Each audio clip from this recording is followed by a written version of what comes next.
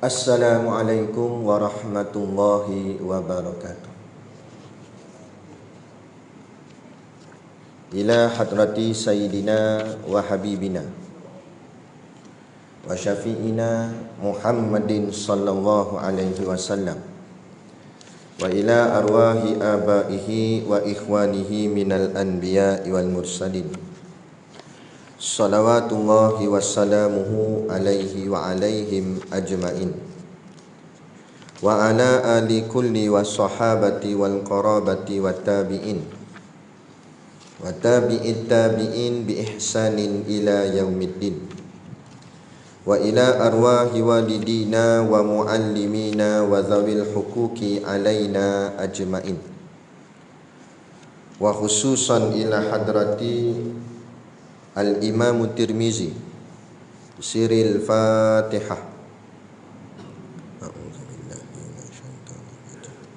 Bismillahirrahmanirrahim. Alhamdulillahirabbil alamin. Arrahmanirrahim. Maliki yaumiddin. Iyyaka na'budu wa iyyaka nasta'in. Ihdinas siratal mustaqim. Siratal ladzina an'amta 'alaihim ghairil maghdubi 'alaihim waladdallin.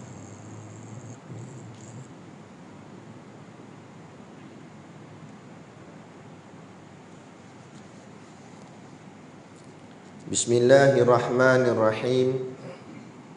Alhamdulillahil qail. A'udzu billahi minasy syaithanir rajim. Qalu subhanaka la ilma lana illa ma 'allamtana innaka antal alimul hakim.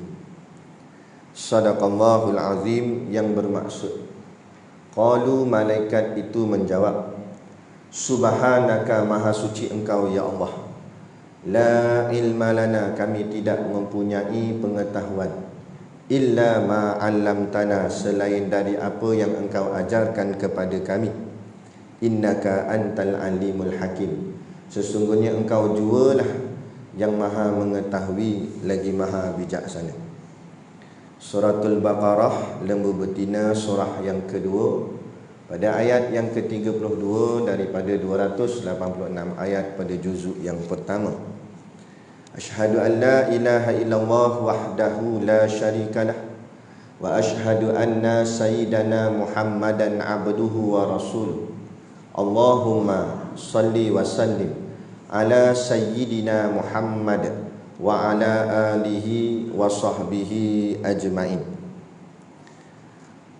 Rabbi syrah li sadri wa yassir li amri wahlul 'uqdatam min lisani yafqahu qawli. Wala haula wala quwwata illa billahil aliyil azim. Amma ba'd. Alhamdulillah, kita sama-sama panjatkan syukur kehadраtillah subhanahu wa ta'ala yang dengan limpah dan kurnianya diizin oleh Allah subhanahu wa ta'ala pada kita pada malam ni masih lagi diberi kesempatan untuk kita duduk di dalam rumah Allah, mengerjakan tuntutan ibadah yang diwajibkan ke atas kita, dan seterusnya menunaikan juga tuntutan sebagai isi kepada amal, iaitulah ilmu, dengan kita mempelajari kitab Syama'il Muhammadiyah. Moga-moga dengan pengajian ini akan menambahkan lagi rasa kasih dan mahabbah, kecintaan kita kepada baginda junjungan besar Nabi Muhammad sallallahu alaihi wasallam. Maka dengan kasih itulah Allah mengizinkan akan kekasih kita ini memberikan syafaatnya kepada kita nanti di hari akhirat kelak. Maka dengan pertolongan itulah akhirnya kita dimasukkan Allah ke dalam syurganya nanti di hari akhirat kelak, insya-Allah, amin ya rabbal alamin.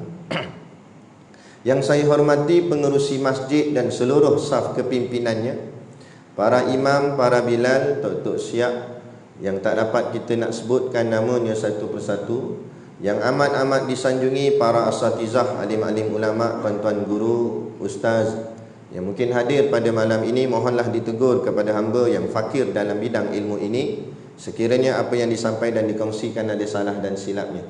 Yang kita kasihi ayah-ayah pemuda yang dirahmati Allah sekalian. Baik, Alhamdulillah, kita sama-sama tengok kitab masing-masing. Kita baru nak masuk bicara bab yang pertama. Bab yang pertama, babun majaa fi khalqi Rasulillah sallallahu alaihi wasallam. Artinya babun, bab. Bab-bab ni maksudnya pintu, ataupun nak ceritanya satu tajuk yang besar. Bawah bab dia ada faslun, ada fasal pula. Jadi yang paling besarnya bab dia, iaitu majaa fi khalqi.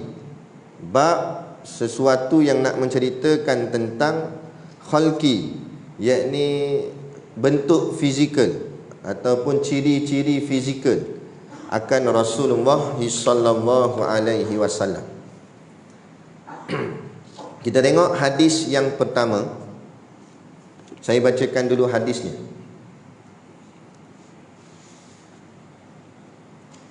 Qala al-muallifu rahimahullahu ta'ala wa nafa'ana wa iyyakum bi ulumihi fid daraini amin ya rabbal alamin. Kata pengarang kitab, akhbarana Abu Raja'in Kutai batu benu Sa'idin an Maliki beni Anasin an Rabi'ata beni Abi Abdurrahmani an Anasi beni Malikin radhiyallahu anhu annahu sami'ahu yaqulu kana Rasulullah laisa bitawilil ba'id wala bil qasiri wala bil abyadil amhaqi wala bil adam wala bil ja'dil qatat wala bis sabat ba'athahum Allahu ta'ala ala ra'si arba'ina sanah fa aqama bi Makkata asyara sinina wa bil madinati asyara sinina wa tawaffahum Allahu ta'ala ala ra'si sanatan wa laysa fi ra'sihi wal hiyatihi ishruna sya'ratan bayda. Baik, ini hadis dia. Hadis ini riwayat Imam Bukhari, Imam Muslim dan Imam At-Tirmizi. Hadis ini hadis sahih. Kalau hadis tu diriwayatkan oleh dua orang ulama hadis yang paling besar, iaitu Imam Bukhari dan Imam Muslim, maka hadis tu dipanggil hadis muttafaqun alaihi, muttafaqun alaih, yang artinya hadis yang tarafnya tinggi, ittifaq, disepakat bahawa hadis ni hadis yang paling sahih. Sebab yang meriwayatkan tu ulama hadis yang paling dahsyat, hebat ilmunya, itu Imam Bukhari dan Imam Muslim.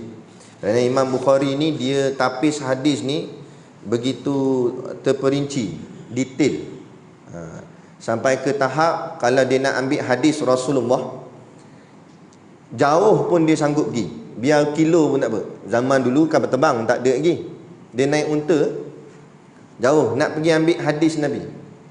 Kita bukan nak ambil hadis Nabi, kita nak dengar je ustaz baca hadis Nabi. Tak boleh dah pergi masjid Paumah. Nah, Imam Bukhari langkau negeri, langkau negara. Masa tu tak ada KP lah, tak boleh lah, tak boleh rentah negeri apa. Jadi pergi cari hadis. Gigi pula sampai-sampai kat rumah orang yang dikatakan orang tu ada hadis Nabi, yang Imam Bukhari belum ambil lagi hadis tu kat dia. Orang tu ada, jadi dia nak pergi ambil hadis Nabi kat orang tu. Tiba-tiba dengar orang tu bergaduh dengan bini dia.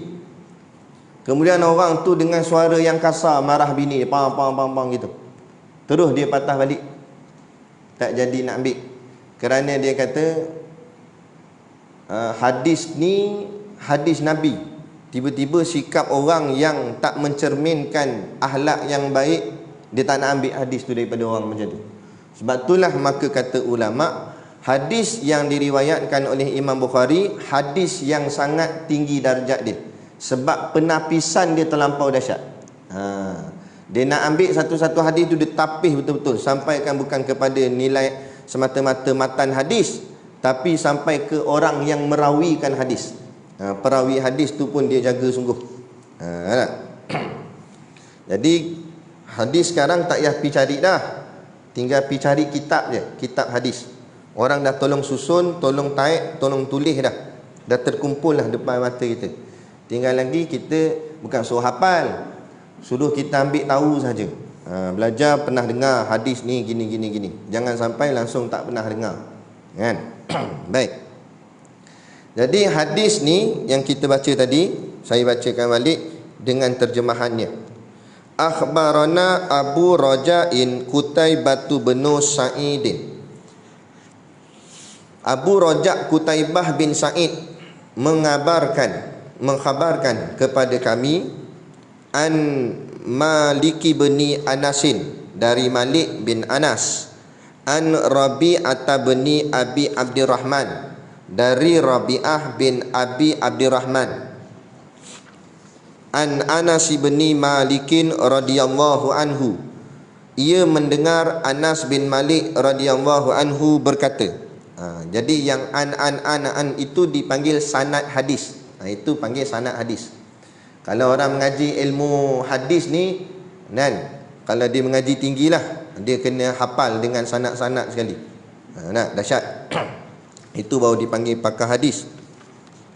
Jadi an tu panggil sanad hadis. Kemudian barulah apa yang Nabi sebut, annahu sami'ahu yaqulu, bahawasanya nak dengar bahawa Nabi SAW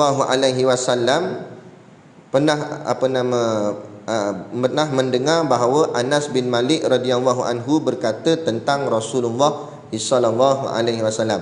Jadi perkataan kata tu, itu baru masuk matan hadis. Itu dipanggil matan.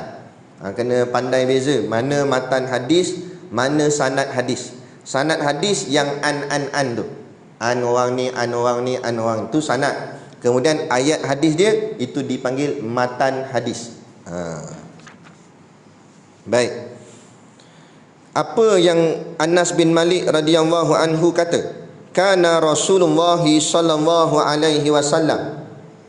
Okey, baik, kalau kita baca mana-mana kitab hadis, kita jumpa hadis tu bermula dengan perkataan kana. Kana tu maksudnya keadaan. Maknanya hadis ni bukan Nabi yang cakap. Nabi tak cakap. Kita jangan salah faham. Bukan semua hadis maksudnya Nabi cakap. Ada yang hadis Nabi yang cakap. Qala Rasulullah, itu Nabi cakap. Kadang-kadang sahabat yang cakap.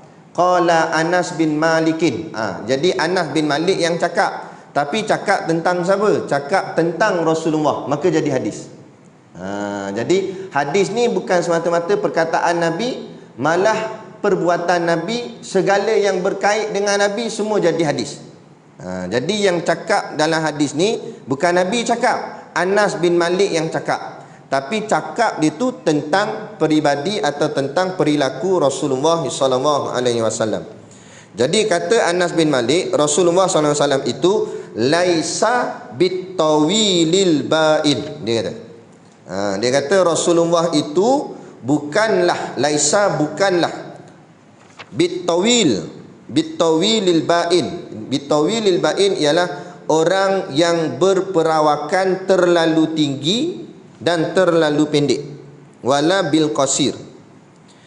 Jadi Rasulullah bukan, laisa bitawilil ba'in, Rasulullah bukan terlalu tinggi, wala bil qasir, dan tidak terlalu pendek. Walaupun begitu, maksud tak terlalu tinggi dan tak terlalu pendek, tapi ulama mensyarahkan hadis ni mengatakan tapi lebih kepada tinggi. Maksudnya tak terlalu tinggi ni taklah sampai sangkut palang pintu. Orang kalau terlampau tinggi pun nampak tak cantik tak? Tinggi sangat melebih, macam galah. Nak masuk orang kena tunduk. Kereta tak lepas dia, kena buka tingkap, palu pakai kot luar. Tu terlampau tinggi. Nabi tak macam tu. Sebab Nabi-Nabi ni bukan sakat Nabi kita seorang, bukan Nabi Muhammad saja. semua nabi-nabi, semua rasul-rasul, mereka adalah orang yang paling perfect di zaman dia. Orang yang paling sempurna, bukan semata akhlaknya sempurna, malah tubuh badannya sempurna. Tak ada seorang nabi pun perut buncit, tak ada. Kalau perut buncit, kalau katalah kita mimpi, nak ingat mimpi nabi, dia kata, macam mana gaya? Tanya ke ustaz. Malam tu mimpi nampak buncit lah. Tu bukan nabi, tu YB. Nabi tak ada perut buncit. Sebab perut buncit bukan melambangkan kesempurnaan. Perut buncit kita. Tak apa kita bukan nabi. Nabi ni dia lawa badan dia, cantik. Jadi tinggi, memang tinggi, tapi tak terlalu tinggi dan tak terlalu pendek. Tak adalah sampai orang kata ketot, tak. Ataupun orang cakap bonsai. Orang ejek dia rendah sangat. Ada. Nabi tak pendek, Nabi tak tinggi, tetapi Nabi tinggi. Macam tu kata ulama. Nabi tak terlalu tinggi, Nabi tak terlalu rendah, tapi tinggi. Maksud tinggi situ bukan terlampau tinggi, tapi tingginya itu bila Nabi berdiri dengan siapa pun orang, Nabi akan kelihatan lebih tinggi daripada orang lain. Ini salah satu mukjizat Nabi SAW. Di situ Allah nak meninggikan makam ataupun kedudukan Nabi, supaya Nabi tak kelihatan rendah daripada orang lain. Macam mana keadaan pun, bila berdiri rapat dengan orang lain, Nabi nampak lebih tinggi. Itu itu Nabi kita, Nabi Muhammad sallallahu alaihi wasallam. Baik. Kemudian lagi, wala bil abyadil amhaqi wala bil adam, kata Anas bin Malik. Dan lagi Nabi sallallahu alaihi wasallam itu kulitnya tidak terlalu putih. Wala bil abyad. Abyad ni maksudnya putih. Tidak terlampau putih kulit dia. Maksud tak terlampau putih bukan macam putihnya susu terlampau pekat tu, bukan. Bukan putih yang terlampau, orang panggil apa? Putih melepak, bukan. Bukan putih terlampau putih ataupun putih albino. Bukan macam orang sakit albino tu putih. Bukan gitu. Dan putihnya Nabi ni dalam syarahan hadis yang lain disebut putihnya Nabi putih kemerahan. Putih kemerahan. Putih macam orang yang kulit cerah, bila dia malu-malu kan nampak macam merah-merah sikit wajah dia. Macam itulah, lebih-lebih kurang, tapi lawa Nabi lagi lah. Putih yang kemerahan, putih yang cantik. Kemudian katanya lagi, namun tidaklah terlalu gelap kecoklatan.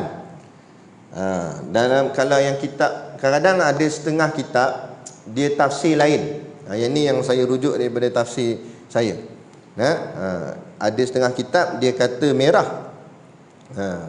Bukan merah sebenarnya, tapi coklat. Tidak terlampau gelap kecoklatan sangat. Maknanya tak adalah coklat gelap sangat. Memanglah kulit manusia ni warna coklat, tapi coklat Nabi tu coklat keputihan. Bukan macam setengah orang, macam kita belah-belah Asia ni, kadang ada kulit kita coklat gelap. Bukan gitu. Baik. Kemudian lagi disebut oleh Anas bin Malik, wala bil ja'dil qatati wala bis sabata. Itu artinya rambutnya Nabi itu ikal. Ikal ni maksudnya berombak. Maksud berombak, tidak terlalu kerinting, taklah kerinting sangat bulat-bulat macam Maggi tu, atau namun tidak pula lurus kaku, dan bukan lurus macam teknik rebonding, bukan lurus straight sangat, tapi dia berikal, berombak, tak kerinting sangat, tak lurus sangat. Macam mana? Wallahu a'lam. Tapi ada kat YouTube, boleh search tengok, ada orang nak cuci rambut Nabi, rambut yang ditinggalkan. Boleh tengok itu.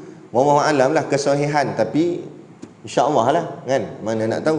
Kalau betul kita dapat melihatlah rambutnya Rasulullah sallallahu alaihi wasallam. Antaranya orang kata, saya tak tahulah, saya tak pernah tengok secara berdepan lagi. Ada pun ada yang pameran tu tapi halus sangat, kita pun tak berapa nampak. Tapi orang kata semua yang berkait dengan jasad Nabi tak ada bayang. Jadi kalau nak tahu tu rambut Nabi asli tak asli, tengok ada bayang tak. Orang katalah kan, sebab rambut Nabi, jasadnya Nabi, semua ni jasad Nabi ni tidak ada bayang. Allah buat tak ada bayang. Orang tanya ulama, kenapa tak ada bayang? Kerana Nabi itu cahaya. Bila cahaya bertembung cahaya, macam mana nak jadi bayang? Dan cahaya Nabi lebih terang daripada cahaya yang lain. Tu. Hebatnya cahayanya pada jasadnya Nabi. Dalam satu peristiwa mukjizat Nabi, Sayyidatina Aisyah radhiyallahu anha sedang menjahit jubah Nabi. Jubah Nabi ni, Nabi tak ada pergi beli jubah-jubah baru, tak ada. Jubah tu lah Nabi pakai, koyak jahit balik. Tu Nabi. Kadang-kadang kita malulah dengan Nabi, kan? Amalan tak setara Nabi, kan? Tapi bahagian duniawi lebih daripada Nabi, kan? Kita kena ada rasa malu pada Rasulullah. Rasulullah jubahnya jahit balik. Tak payah kata orang lain, saya pun samalah, kan? Jubah Rasulullah jahit balik. Jadi tengah-tengah jahit, Sayyidatina Aisyah tengah jahit, jarum tu jatuh. Fahamlah, zaman dulu kan macam ada lampu bilik macam kita ni, mana ada TNB lagi waktu tu, kan? Jadi lampu tu pakai pelita api, kan? Jadi bilik tu pun gelap lah. Terpadam pula lampu api tu, pelita tu padam, gelap, jarum pula jatuh, cari tak jumpa. Maka Rasulullah sua muka dia. Rasulullah sua muka, dan Sayyidatina Aisyah dapat jumpa jarum yang hilang. Maknanya macam mana agaknya. Tapi jangan pergi bayang muka Rasulullah macam mentol lampu. Dah dirosak pula. Ni yang kita punya pemikiran. Tapi nak cerita, orang alam tak tahu macam mana agak. Cumanya bila kita dengar kisah-kisah begini, kita jadi teruja. Nak jumpalah Rasulullah tu. Kalau tak dapat jumpa di dunia pun, nak jumpa di hari akhirat kelak. Biar dalam hati ni ada perasaan, keinginan nak bertemu Rasulullah. Jangan langsung tak ada apa, tak ada nak fikir nak bertemu. Aku tak kisah dapat jumpa, tak jumpa, tak beli apa dah, janji masuk syurga. Kalau tak dapat jumpa Rasulullah, agak-agak boleh masuk syurga dah. Bak kata guru kami, Tok Guru Siddiq no, kalau bukan kerana syafaat Nabi, nescaya kita dalam neraka dah. Kan? Kalau Nabi tak tolong kita lah, mesti duduk dalam neraka dah. Sebab siapa kita kalau bukan daripada pertolongan Rasulullah sallallahu alaihi wasallam tu, Nabi kita, kekasih kita. Lepas tu kita kena ada rasa sayang, rindu nak bertemu dengan Nabi walaupun tak pernah menatap wajah Nabi. Jadi dengan dengar cerita-cerita hadis dalam ni, kita orang cakap apa? Terasalah di hati, macam mana agaknya wajahnya Nabi ni. Saya adalah seorang sahabat yang Allah izin atas dia dapat bertemu Rasulullah di dalam mimpinya, dalam tidur. Ini sahabat baik lah. Yang lain-lain tu kita dengar daripada ulama'-ulama' lah cerita. Jadi bila ulama' cerita, kita tak boleh nak tanya lebih, sebab dia cakap masa dalam ceramah je. Tapi ni kawan kita pergi tanya terus lah betul-betul kat dia, macam mana kamu tengok wajah Nabi dalam mimpi tu. Dia kata tak nampak, sebab nampak cahaya je, dia kata. Dan kepala dia seolah-olah tak boleh nak angkat renung lama pada wajah Nabi. Tapi dia tahu tu Nabi, dan dia dengar suara Nabi. Jadi kadang-kadang Allah rahsiakan begitulah. Kadang-kadang ada orang yang dapat dah melihat betul, nampak sungguh, mata apa semua, hidung, wajah Nabi. Tapi bila nak cerita kat orang lain, dia tak mampu nak cerita, dia tak mampu nak gambarkan. Sebab apa? Sebab tak dapat nak dicontohkan macam siapa-siapa pun. Sebab wajah Nabi wajah yang paling perfect. Nak kata macam muka orang ni tak perfect lagi. Muka kita atas muka bumi ni, lawa mana pun tak seperfect muka Nabi. Jadi nak buat bandingan, nak buat contoh, tak boleh nak buat contoh. Itulah baginda Nabi sallallahu alaihi wasallam. Kemudian ba'athahullahu ta'ala ala ra'si arba'ina sanah. Kata lagi Anas bin Malik, dia kata beliau yakni Nabi SAW diutus oleh Allah Subhanahu Wa Taala sebagai rasul. Dilantiklah Nabi jadi rasul pada usia 40 tahun. Pada usia dia arba'ina sanah, usia 40 tahun. Batulah jangan kita bagi alasan lah kan. Kata lambat dah, tua dah, nak ngaji apa lagi, padahal umur baru 40 lebih. Nabi pun jangan lantik jadi rasul umur 40. Kalau paling tidak pun mungkin baru umur 50 kita. Jadi apa yang kita nak bagi alasan dah lambat apa, tak ada masalah. Nabi dapat wahyu bermulanya dakwah Nabi untuk menyampaikan wahyu Allah kepada manusia bermula umur 40 tahun. Jadi tak ada alasan. Dan kata banyak pandangan-pandangan ulama sufi dalam kitab-kitab tasawuf, siapa-siapa yang telah mencecah umurnya 40 tetapi masih lagi kejahatannya lebih daripada kebaikannya. Ini ada sebut dalam kitab Ayyuhal Walad karangan Imam Al-Ghazali. Siapa yang telah sampai umurnya 40 tapi kejahatannya masih lebih daripada kebaikannya, maka tak dapat nak diharapkan dah kehidupannya nanti selepas mati. Maksudnya nasib dia mungkin tak elok dah. Sebab seolah-olah macam dah terlambat dah. Sebab 40 ke bawah kita tengah kuat, 40 ke bawah ni tengah cergas, 40 ke atas dah mula lemah. Lemah tak lemah mana? Penyakit mula hinggap. Betul tak? Bawah 40 tak ada apa lagi, cai manis tak ada. Minum air kedai je tiap-tiap hari, tiap-tiap malam. Bawah 40 tu lepak kedai. Naik 40 dah. Doktor kata tinggi ni, cai manis. Lepas tu tambah pula dia kadang-kadang 3 serangkai. Cai manis go out. Go out. Gout. Gout pula lagi. Lepas tu darah tinggi. Habis macam-macam. Dia dah mula lemah. Kita pun boleh rasa badan kita. Saya sendiri pun rasa. Dulu saya zaman belajar, saya dulu belajar di Perlis. Tapi bukan Wahabi lah, lagi salah faham lah. Belajar di Perlis, duduk di Selangor, rumah mak di Selangor. Kadang kita balik tengah malam, nak balik ke rumah, tolak malam, nak bawa kereta, seorang tak ada teman apa, seorang. Berhenti isi minyak, berhenti tapah macam tu lah selalunya. Berhenti isi minyak, sambung balik, cergas, tak mengantuk apa. Gerak aku kadang 2 pagi sampai KL, 5 pagi, 6 pagi sampai. Tak ada ngantuk apa. Cergas. Masa tu tengah muda. Sekarang ni Allah, pondok saya di Batu Hampar. Batu Hampar ni jauh sikit dengan Pekan Beruas, lebih kurang 15 kilo daripada Pekan Beruas. Nak pergi mengajar di Masjid Beruas. Masjid Beruas kat Pekan Beruas lah. 15 kilo jarak perjalanan. Baru 10 kilo kuyu dah hati. Nak terlelak dah. Padahal 15 kilo je jarak nak pergi tempat, bukan jauh. Kalau pergi sini tak tahu. Lepas tu saya tak boleh nak bawa sendiri, kena ada pelajar saya tolong bawa. Tak boleh bawa lama, letih dah. Mata pun tak larat dah apa semua. Kita dah jadi lemah. Lemah dah, tak macam dulu. Kadang-kadang mungkin faktor pemakanan sama. Makanan kita sekarang ni macam-macam sangat bahan kimia. Nak makan buah pun, buah ada racun, bahan kimia pergi letak. Sebab orang hari ni sibuk nak kaut untung. Kalau tak buh racun, tak buh bahan kimia pada buah, buahnya cepat rosak. Jadi nak bagi buah dia tahan, dia buh bahan kimia. Memang buah dia tahan, yang kita tak tahan. Nampak, buah dia tak rosak, tak mati, kita mati, rosak. Ni dahsyat dah hari ni. Patut buah tu khasiat, dengan buah dah hilang khasiat dah. Aduh. Makanan tu tak campur dengan katil daging haram lagi nanya. Jadi kita kena buat lah. Tapi tak adalah maksud bila ustaz sebut gitu lepas 40 tak lewat apa dah.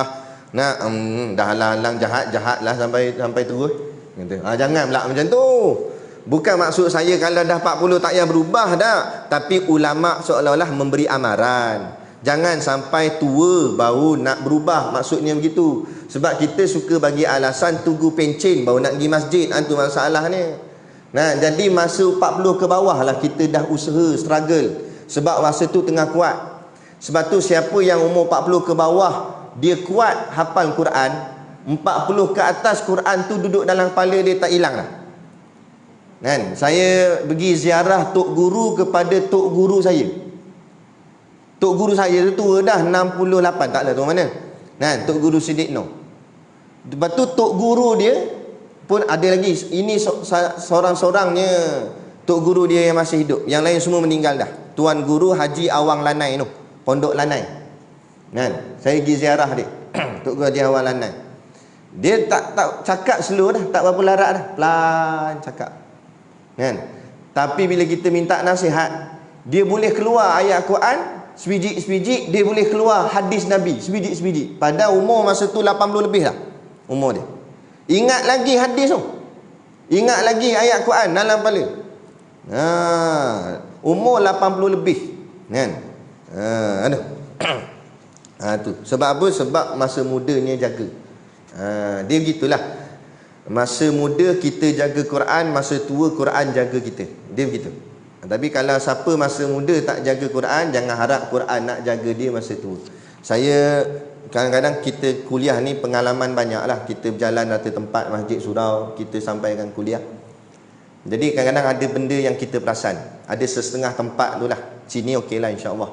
Setengah tempat tu kadang-kadang kita tengok, minta maaf cakap lah. Ada kadang-kadang pakcik-pakcik dia ambil uduk, bila time nak basuh kaki, dia selakkan pelekat sampai peha. Sikit lagi nak nampak spender. Nak selak tinggi kan main. Tu tak cerita naik motor lagi. Naik motor tu, sangkut habis ni. Kita kata, amboi tingginya, angkat kain pakcik. Aircon Ustaz, dia kata. Dah aircon pula. Nampak? Ni, angkat tinggi. Kan aurat tu, atas pada lutut kan aurat. Kena jagalah. Apa pergi angkat tinggi sangat? Bukan nak basuh sampai ke peha. Mana ada dalam kitab mereka kata basuh kaki sampai peha. Basuh buku lali je. Dan buku lali sampai ke lutut ni apa cerita? Nampak? Tinggi sangat angkat. Lepas tu saya tanya tok guru saya, kenapa?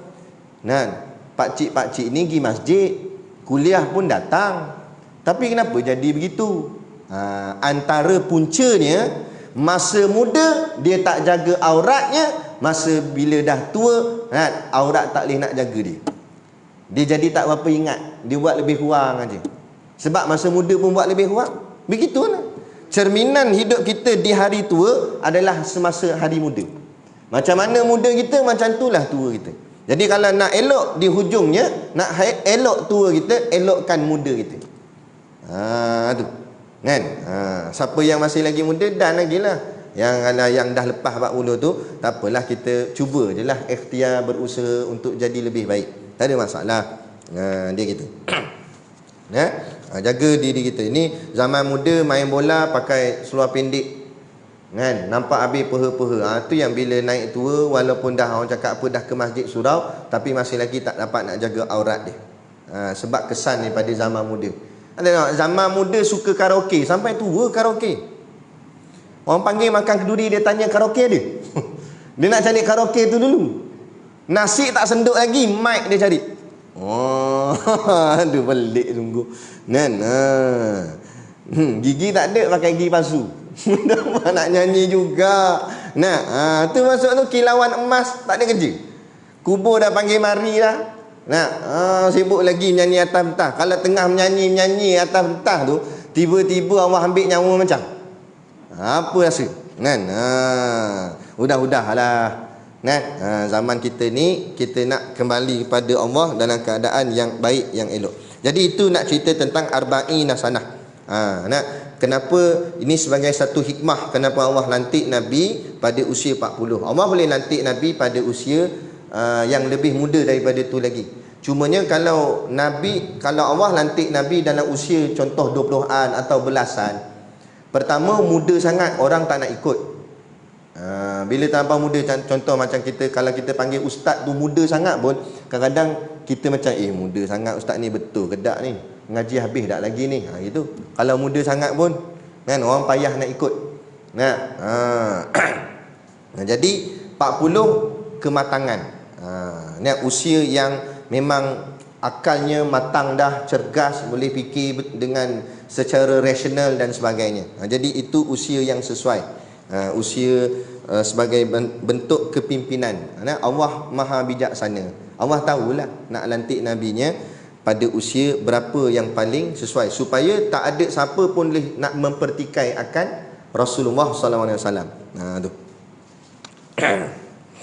Baik, sama juga Allah lahirkan Nabi dalam keadaan ummi. Ummi maksudnya tak boleh membaca dan tak boleh menulis. Janganlah kata Nabi tak pandai baca, tak pandai tulis. Tak pandai itu macam bodoh lah pula. Bukan bodoh, tapi tak boleh. Tak boleh di sini suatu kelebihan sebenarnya, bukan suatu kekurangan. Kita kalau tak pandai baca, tak pandai tulis, itu kekurangan pada kita. Tapi pada Nabi itu bukan kekurangan, tapi itu kelebihan. Dengan sebab Nabi tak boleh baca, tak boleh tulis lah, orang tak boleh tuduh Quran itu ciptaan Nabi. Kalau Quran itu ciptaan Nabi, Nabi tak boleh tulis. Habis siapa yang tulis? Nah, Nabi tak boleh baca, habis itu macam mana ayat ni indah sangat bahasa dia? Begitu. Itu sebagai satu bentuk kelebihan. Sebab tu orientalis barat, orang Yahudi, musuh-musuh Islam, dia mati akal nak memfitnah Nabi tak boleh. Tu hebat. Itu sebagai satu mukjizat juga pada baginda Nabi sallallahu alaihi wasallam. Kemudian lagi fa aqama bi Makkah asyra sinina. Dia kata Anas bin Malik, beliau menetap untuk berdakwah di Mekah selama 10 tahun. Kita dengar dulu. Wabil Madinati asyra sinina, dan di Madinah selama 10 tahun. Wa tawaffahu Allah taala ala ra'si sanatan wa laisa fi ra'si. Azan dulu ke macam mana? Azan dulu. Tak terus je. Sikit lagi nak. SOP kena berhenti insya-Allah. Sikit lagi nak. SOP sok. Wa tawaffa, habiskan hadis ni je. Wa tawaffahu Allah taala ala ra'si sanatan wa laisa fi ra'sihi wal hiyatihi 20 sya'ratan bayda. Kuatnya dipukul. Beliau kembali menghadap Allah SWT pada usia 60 tahun. Apa nama tadi? 60 tahun. Kemudian pada akhir hayatnya, rambut dan janggut beliau yang beruban tidak lebih dari 20 helai rambut. Kalau gabung rambut Nabi dengan janggut Nabi yang ada uban, tak lebih daripada 20 helai. Okay, kita pergi satu-satu.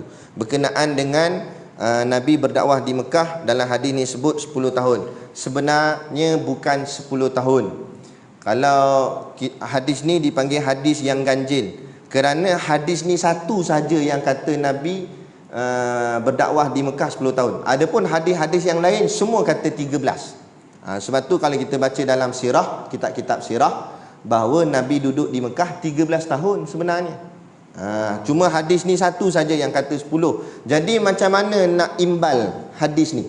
Adakah hadis ni tak betul? Tak boleh pula tak kata tak betul, sebab hadis ni riwayat Imam Bukhari. Maka kata ulama, Anas bin Malik menggenapkan angkanya. 13 kan tak genap, jadi dia menggenapkan angkanya jadi 10. Ibarat kata ulama, contohlah, apa nama, macam mana nak cakap? Contoh, kita duduk rumah anak kita, duduk kita ingat nak duduk sekejap je, 2-3 hari kena PKP, tak boleh balik kena duduk situ. Nah, kita duduk rumah anak kita tu 28 hari katakan. Tak cukup 30 hari, 28 hari je. Lepas tu kita pun habis-habis PKP balik-baliklah kampung. Nah, kawan pun tanya, duduk rumah anak itu berapa lama? Kita pun jawab, berapa lama?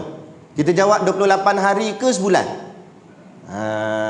Itu maksud dia. Kita akan jawab sebulan. Padahal bukan sebulan betul. Kita duduk 28 hari je. 28 hari tak cukup sebulan. Tapi kita genapkan angka dia untuk mudah sembang, mudah cakap. Sama lah, Anas bin Malik memudahkan cakapan, maka dia menggenapkan 13 jadi 10 kata ulama. Tapi ada juga pendapat ulama mengatakan Anas bin Malik terlupa, tapi pendapat ni ramai ulama tolak. Takkan kita nak kata sahabat jenis terlupa. Jadi kita nak memuliakan sahabat, kita tak kata dia terlupa. Cuma kita kata dia menggenapkan angkanya. Jadi jangan kata Nabi dakwah di Mekah 10 tahun. Tak, sebenarnya 13 tahun. Habis hadis ni kata 10 tahun. Ini kerana digenapkan oleh Anas bin Malik. Kemudian di Madinah 10 tahun. Yang itu betul. Madinah memang 10 tahun. Jadi Nabi dakwah 13 campur 10, 23 tahun. Nabi berdakwah selama 23 tahun. 23 tahun itulah 6,236 ayat Quran diturunkan secara beransur-ansur. Jadi kalau kita menghafal Quran payah nak masuk, tak pelik lah. Sedang Quran turun pun pada Nabi 23 tahun. Jadi kita nak lumba-lumba 2 tahun, nak payahlah. Ada orang Allah bagi. Ada orang payah, tak apalah. Yang penting kita cuba menghafal pelan-pelan, sikit-sikit. Tak boleh hafal surah panjang-panjang, surah pendek-pendek dulu. Surah-surah dipanggil surah lazim, yang belakang tu, juzuk amma belakang. Boleh baca dalam sembahyang. Mana tahu esok-esok dah tak larat nak bangun, sakit terlantar atas katil hospital, nak angkat Quran pun tak larat, nak bangun duduk pun tak larat. Kita dalam keadaan baring tu, kita baca surah yang kita hafal masa sihat dulu. Ulang balik je bacaan tu. Dah ulang balik bacaan tu boleh pahala dah. Satu huruf diganda 10. Diganda 10. Alif lam mim 30. Tu kalau luar sembahyang. Kalau baca dalam sembahyang, satu huruf diganda 100. Jadi alif lam mim berapa? 300. Tapi jangan pula tu imam alif lam mim Allahu akbar rukuk tu. Makmum belakang kelang kabut nak baca Fatihah. Dolin. Nak kejam ni pasal. Habis-habis mayang makmum tanya imam, cepat dengar rukuk, nak alif lam mim je. Imam kata, tak dengar ustaz cerita itu. Satu huruf 100. Alif lam mim 300. Cukup tu apa banyak-banyak, dia kata. Jangan tamak, dia kata. Jangan tamak. Kerajaan bagi bantuan 300 kata tak cukup.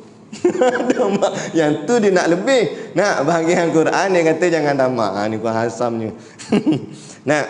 Tu. Baik, jadi ni maknanya Nabi duduk di Mekah, hijrah berdakwah di Mekah, hakikat sebenar 13. Biarlah hadis kata 10 digenapkan. Di Madinah 10. Okey, sikitlah kita tambahan ilmu. Kenapa di Mekah Allah lebihkan 13, di Madinah Allah buat Nabi dakwah 10 aja. Ni semua dalam percaturan Allah. Kenapa Allah lebihkan di Mekah 13, di Madinah 10?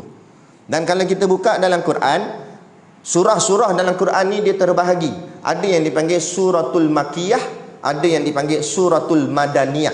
Suratul makiyah surah yang diturunkan semasa Nabi di Mekah. Suratul madaniyah surah yang diturunkan semasa Nabi di Madinah. Kalau kita nilai betul-betul, orang yang mengkaji Quran ni dia nampaklah suratul makiyah kebanyakannya cerita tentang keesaan Allah. Bab akidah banyak. Yakin pada Allah, jangan takut pada siapa, takut pada Allah. Rezeki datang daripada Allah, yakin, ditanam tu 13 tahun tu. Nak suratul makiyah. Kalau buka daripada suratul madaniyah pula, kebanyakannya apa yang dicerita dalam suratul madaniyah cerita tentang hukum hakam fiqh, cerita tentang ibadat, sembahyang dan sebagainya. Sebab tu kalau kita perasan pula dalam sirah Nabi, perang besar umat Islam yang pertama dipanggil perang Badar Kubra. Perang paling besar yang pertama tak berlaku masa Nabi duduk di Mekah, tapi berlaku semasa Nabi duduk di Madinah. Kenapa?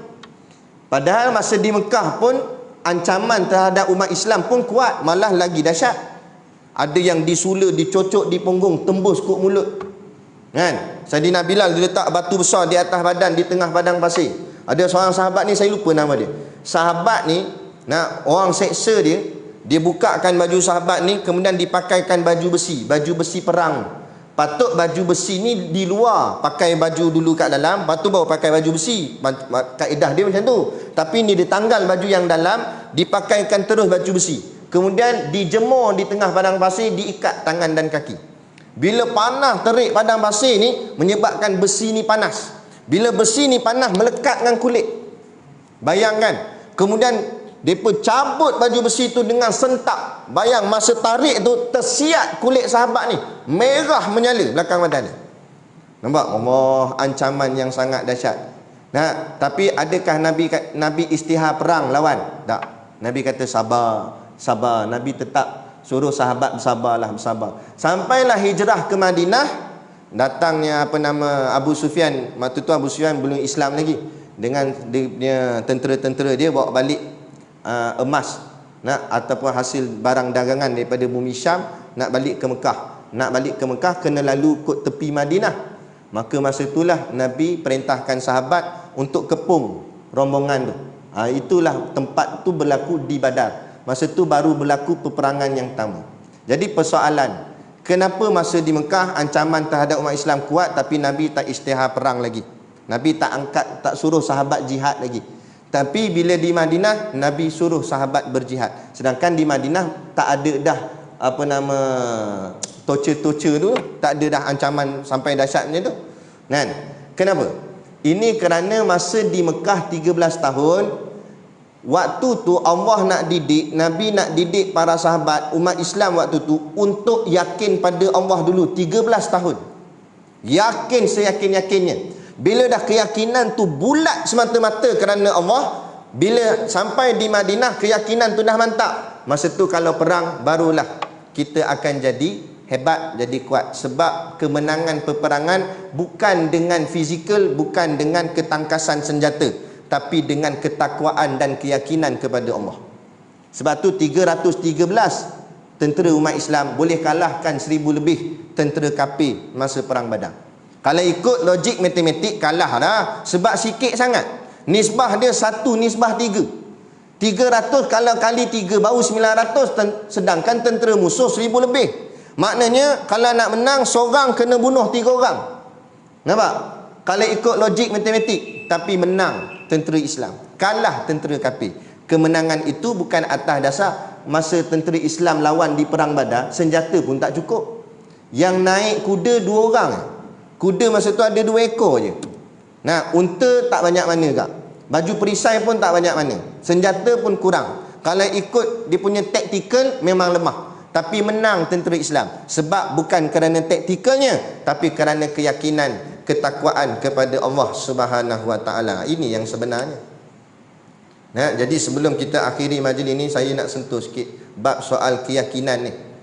Nah, baru-baru hari tu saya ada terbaca. Tak tahu dia pengarah kesihatan ke apa, tak tahulah, tapi daripada kenyataan KKM. Nah, menyebut bahawa rawatan Islam ni perlu dibuktikan keberhasilannya atau keberkesanannya. Apa makna dia tu? Hati-hati bila bercakap. Kan? Kita memang support kerajaan, kita sokong kerajaan, tapi yang betul-betul yang salah-salah. Nah, jangan sampai membelakangkan agama. Nah, rawatan Islam, kalau dimaksudkan rawatan Islam itu tibun nabawi, rawatan cara Nabi, yakni habatus sauda, madu dan sebagainya, dan syifa-syifa ni, kalau itu dia kata perlu dibuktikan keberhasilan, boleh rosak akidah dia. Boleh rosak akidah dia, boleh jadi kafir cakap gitu. Sebab ini hadis. Ini Nabi buat ni. Apa Nabi buat, tak ada orang cakap apa keraguan langsung. Sebab Nabi ni utusan Allah. Nabi bukan dilantik oleh manusia, Nabi dilantik oleh Allah. Kalau YB, dia dilantik oleh manusia. Sebab tu YB ada yang betul, ada yang tak betul. Tapi ramai yang tak betul. Nampak? Sebab yang tukang lantik pun ramai yang tak betul. Nampak? Tapi Nabi dia tak ada yang tak betul. Semua Nabi betul. Sebab apa? Sebab yang lantik yang maha betul. Allah yang lantik. Tak ada kesilapan langsung. Jadi mana boleh cakap rawatan cara Nabi tak inilah kena buktikan dululah. Tak boleh. Rawatan cara manusia biasa tu kena buktikan dulu. Contoh vaksin. Vaksin bukan hadis. Jadi vaksin perlu dibuktikan dulu keberhasilan dia, keberkesanan dia. Nah, ada pun madu, habatus sauda, nah, makan tak makan tu nombor 2, tapi yakin kena nombor 1. Sama juga kita macam sekolah pondok, sekolah tahfiz. Tak nak hantar anak kita mengaji pondok, mengaji tahfiz, tak jadi kafir. Tapi kalau kita tak yakin orang mengaji pondok dan mengaji tahfiz, jadi kafir kita. Jangan main-main. Sebab apa? Sebab itu agama. Orang mengaji tahfiz ni hafal Quran. Dulu dah doktrin dah kita. Orang kata kalau mengaji tahfiz ni nak makan apa, nak kerja apa. Boleh rosak akidah cakap gitu tu. Kamu tak yakin ayat Quran ni. Sedangkan rezeki kamu, gaji kita puluh-puluh ribu, siapa bagi? Hakikatnya Allah. Dia tak pandang Allah. Dia nampak usaha dia, ikhtiar dia sahaja. Ni sebab apa? Sebab akidah tak ada. Tak mengaji ilmu sifat 20, tak mengaji tauhid. Dia nampak dia. Ini yang kita panggil sebagai sifat anani. Anani ni maknanya keakuan. Aku. Ni macam Fir'aun ni. Dia nampak dia buat semua. Semua bawah kekuasaan dia. Hati-hatilah cakap. Kan?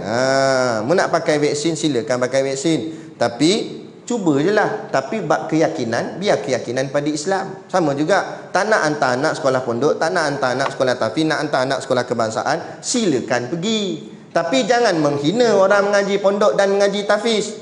Jangan memperendahkan orang mengaji pondok, mengaji tahfiz. Malah kita kena letak mereka lebih mulia lagi. Ada?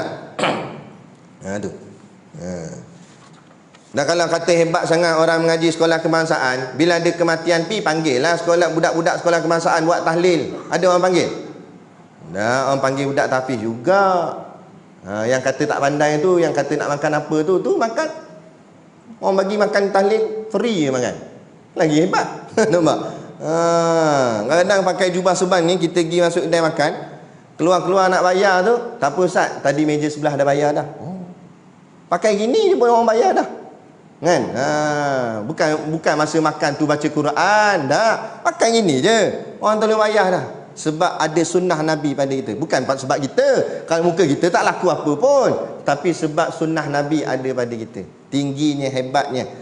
Walaupun Nabi dah tak ada, sunnahnya itu nak menjadi seperti mukjizat. Kan? Siapa yang bersama dengan sunnah Nabi mendapat rahmatnya. Dia kata tak apa Ustaz, dah bayar dah. Lah awak tak habaq ni, bungkus ada lagi ni. Itu naik lemak pula. Baik, jadi itu dia. Jadi kita berhati-hatilah. Kita ingat macam ayat yang saya baca tadi, dalam suratul Baqarah ayat 31 dan ayat 32. Wa 'allama Adamal asma'a kullaha. Dan Allah telah mengajarkan Nabi Adam akan segala nama benda-benda. Asalnya Nabi Adam dia pun tak tahu apa. Tapi wa 'allama Adam, Allah yang ajar Nabi Adam kullaha thumma aradahum 'alal malaikah. Kemudian Allah tunjuk kepada malaikat benda-benda ni. Kan? Thumma aradahum 'alal malaikah. Faqala lalu ia berfirman, "Anbi'uni bi asma'iha ulai in kuntum shadiqin." Terangkan kepadaku satu-satu ni kalau kamu ni orang yang sebenar, orang yang betul. Kalau malaikat ni kalau ikut kedudukan dia macam tinggilah makam dia. Sebab di malaikat mana ada buat jahat, mana ada buat dosa. Kan? Malaikat kata ke Allah, engkau ya Allah nak buat makhluk di bumi, adakah nanti mereka akan jadi makhluk yang merosakkan? Kemudian Allah tanya balik malaikat, ni aku tunjuk satu-satu benda kat dunia ni, cuba kamu sebut. Malaikat tak boleh sebut. Maknanya seolah-olah Allah nak kata, aku lebih tahu atau engkau lebih tahu. Maksudnya di situ. Sama kat kita. Ayat ni sebagai cerminan pada kita. Kita lebih tahu atau Allah lebih tahu masalah COVID ni? Patut apa yang jadi jauh dengan Allah ni? Kenapa tak bergantung dengan Allah? Ikhtiar silakan ikhtiar, tapi pergantungan pada Allah tu patut nombor 1 dulu.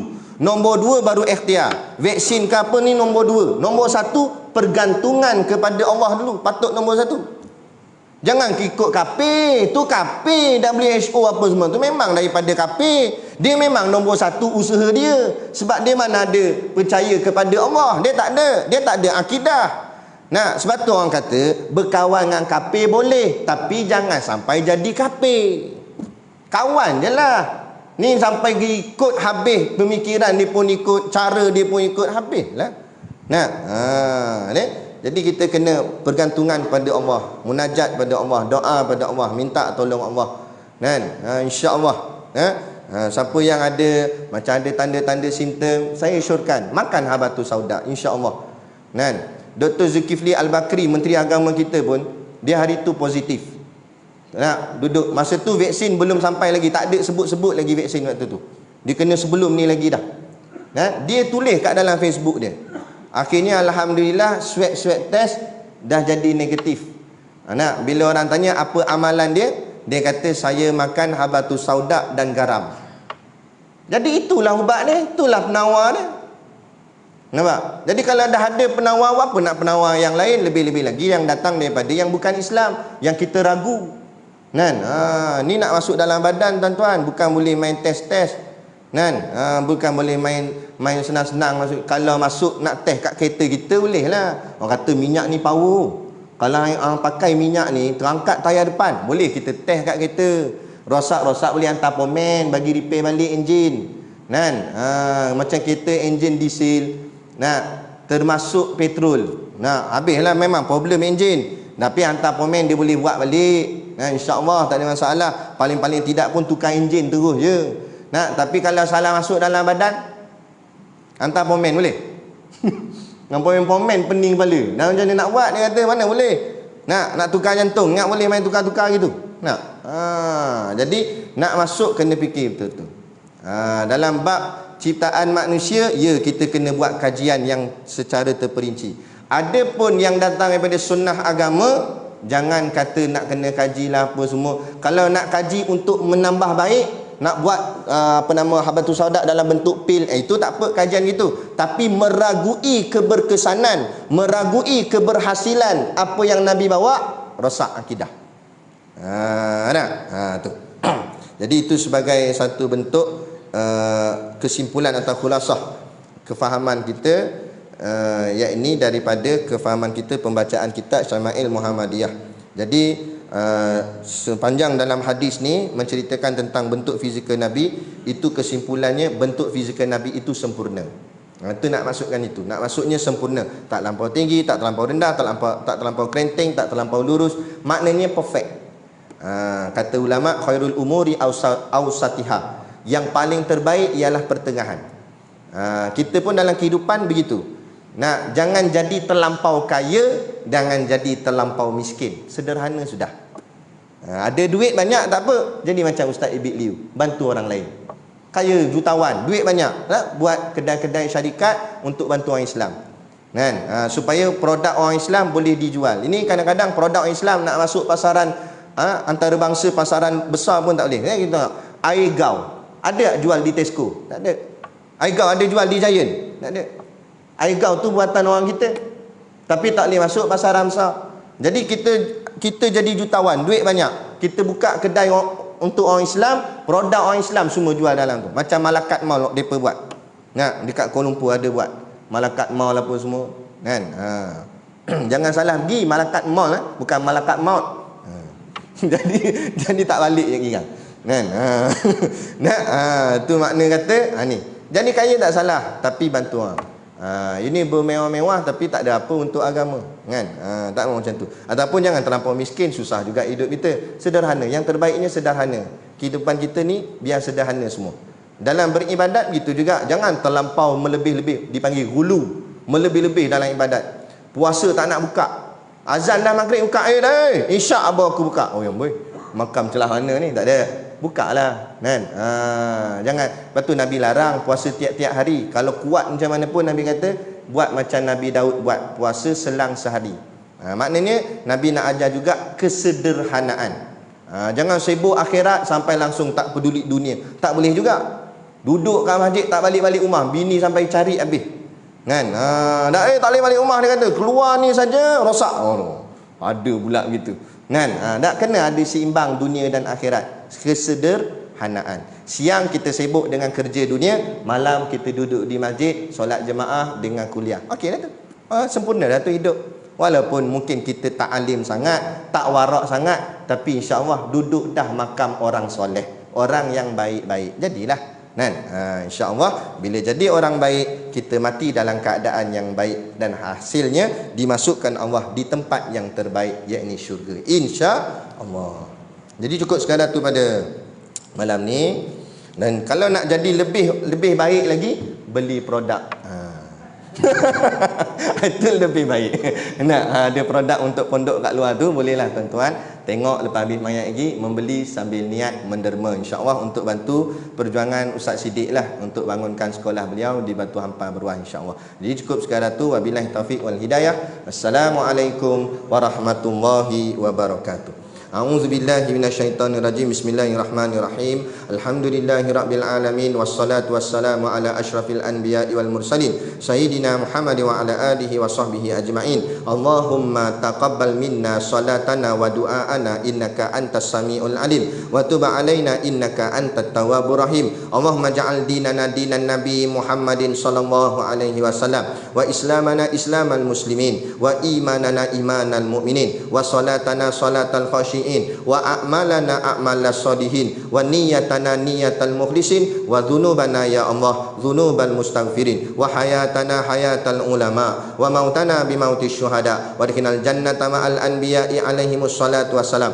Rabbana atina fid dunya hasanah wa fil akhirati hasanah wa qina adzaban nar wa qina adzaban nar wa qina adzaban nar. Wassallallahu ala khairi khalqihi sayyidina Muhammad wa ala alihi wa sahbihi wasallam. Subhana rabbika rabbil izzati amma yasifun. Salamun alal mursalin walhamdulillahi rabbil alamin. Amin ya rabbal alamin. Taqabbalallahu minna wa minkum. Takbir.